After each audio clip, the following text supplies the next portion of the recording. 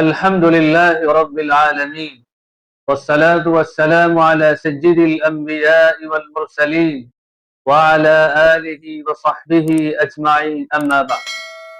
قال النبي صلى الله عليه وسلم إن عظم الجزاء مع عظم البلاء أو كما ورد عنه صلى الله عليه وسلم. السلام علیکم ورحمۃ اللہ وبرکاتہ. سامعین کرام، آج کی اس ویڈیو میں ہم ایک ایسا الہی اور خدائی قانون بیان کریں گے، اس کا ایک ایسا اصول بیان کریں گے جس کو جاننے کے بعد ہر آزمائش، ہر مصیبت اور ہر تکلیف ہمارے لیے آسان ہو جائے گی. اور یہ اصول اور یہ قانون اللہ کے نبی صلی اللہ علیہ وسلم نے خود اپنی حدیث مبارک میں بیان فرمایا، اس کی مثالیں بیان فرمائی، اور اس کی مثالیں ہمیں نبیوں کے واقعات میں اور خود حضرت صلی اللہ علیہ وسلم کی زندگی میں بھری ہوئی ملتی ہے، بے شمار مثالیں ملتی. اللہ کے نبی صلی اللہ علیہ وسلم نے فرمایا ان عظم الجزاء مع عظم البلاء، کہ بڑا بدلہ، بڑا انعام بڑی آزمائش کے ساتھ ہے. اللہ رب العزت کی طرف سے جس قدر آزمائش سخت ہوگی، جس قدر امتحان بڑا ہوگا، اسی کے اعتبار سے اللہ کی جانب سے ملنے والا انعام اور کامیابی بھی بہت بڑی ہوگی. چلیے سب سے پہلے اس کی مثالیں خود حدیث شریف میں اس کی تفصیل دیکھیں گے. ایک حدیث قدسی میں اللہ کے نبی صلی اللہ علیہ وسلم نے بیان فرمایا کہ اللہ تعالیٰ کے ارشاد ہے اذا ابتلیت عبدی بحبیبتین فصبر عوضته منهما الجنہ یرید عینین.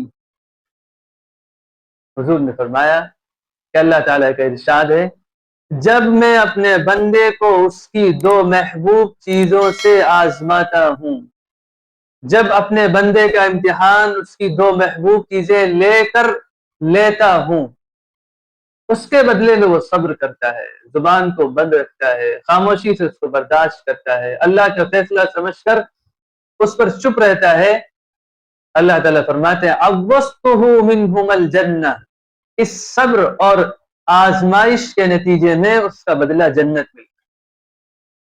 یہ آزمائش بہت بڑی ہے، اور ان دو محبوب چیزوں سے مراد انسان کی آنکھیں ہوتی ہیں.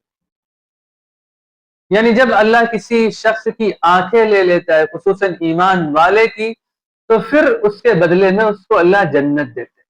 تو یہ آزمائش بہت بڑی ہے. کسی کی آنکھوں کی بینائی چلی جانا، کسی کو نظر نہ آنا، کسی کی آنکھوں میں دیکھنے کی طاقت نہ ہونا، یہ معمولی آزمائش نہیں ہے.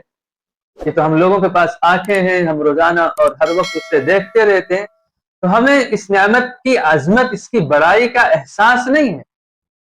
اس کی اہمیت ان اللہ کے بندوں سے پوچھئے جن کے پاس یہ چیز نہیں ہے، جن کی آنکھیں دیکھ نہیں سکتی ہیں، وہ دو قدم چلنے کے لیے کسی سہارے کے محتاج ہیں، وہ کوئی چیز دیکھ کر سمجھ نہیں سکتے، کسی کے سنانے کے محتاج ہیں، اپنی ضرورتیں پوری کرنے کے لیے کہیں وہ جا نہیں سکتے، کسی کی رہنمائی کے ضرورت مند ہیں.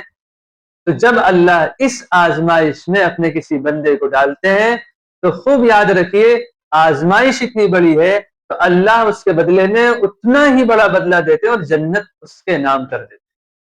اسی طرح ایک دوسری حدیث میں اللہ کے نبی صلی اللہ علیہ وسلم نے فرمایا ما لعبد المؤمن عندي جزاء اذا قبضت صفيه من اهل الدنيا ثم احتسبه الا الجنہ.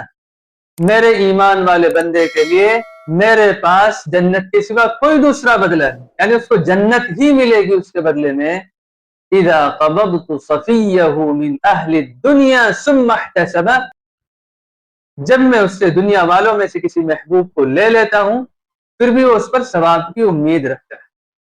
انسان کی جس قدر محبوب ترین چیز اس سے لے لی جائے گی، چاہے اس کے ماں باپ ہوں، چاہے اس کے بیٹے ہوں، چاہے اس کی دولت ہو، چاہے اس کے دوست ہوں، چاہے اس کے احباب، جو لوگ بھی ہیں، جو بھی اسے محبوب ہیں، ان میں سے جب کسی کو اللہ لیتے ہیں تو پھر اس کے بدلے میں اللہ جنت کا بھی وعدہ فرماتے ہیں اور جنت بھی اس کو دیتے ہیں. کیوں؟ آزمائش بڑی ہے.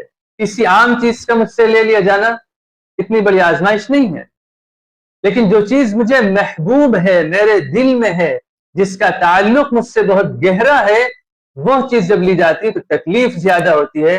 اللہ اسی کے بقدر ہمیں انعام بھی دے رہے اور جنت ہمارے نام کر رہے ہیں۔ اس لیے عزیز دین اور اسلامی بھائیوں، ہم بھی ان احادیث کو اپنے سامنے رکھیں اور اس اصول کو ہمیشہ اپنے سامنے رکھیں کہ جتنی بڑی آزمائش ہوگی اللہ کی جانب سے انعام اور اس کا بدلہ بھی اتنا ہی بڑا ہوگا۔